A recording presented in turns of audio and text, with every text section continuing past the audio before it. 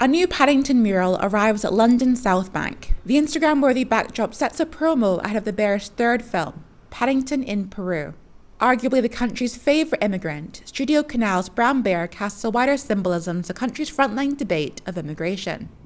He came into England and he didn't know anybody, and he was welcomed and made his home there. I thought the way that they made Paddington into a refugee and showed how the kindness of the family, the Brown family, coming to welcome him to Britain, giving him a home, was so moving and absolutely charming.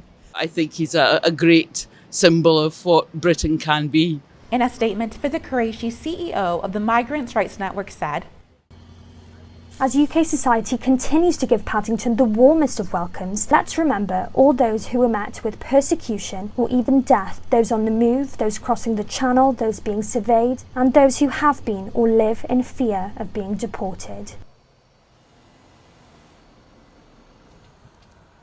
Someone just assumed that, I might come from a specific background and they called me a terrorist, basically. I think that really impacted me quite a lot, and I was quite new here, and I thought all British people are like that. When I left almost with nothing, but one thing that I had with me was a ring from my friend that presented our friendship and said we're going to be friends forever. I feel like my life is always journeys and it's never going to end. So, for some time the life was quite pointless and it was quite difficult and it was quite stressful because I didn't know what is my future. I didn't know what's going to happen to me. Here in Notting Hill, West London is where the Paddington franchise is set.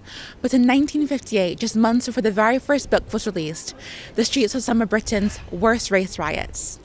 Now, the film's latest release follows a summer of 29 anti-immigration riots across 27 UK towns and cities.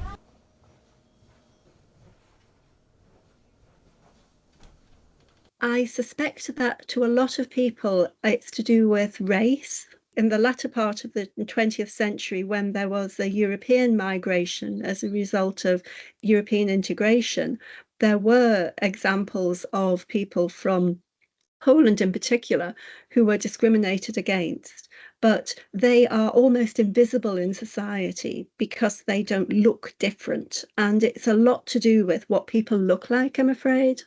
The failed policies of integration affecting asylum seekers remained a stark contrast to the popularity of Paddington Bear. The proliferation of Paddington merchandise proves the influential nature of the children's animation. The bear, first emerging in a kids' book in 1958, remains rooted in quintessential British culture.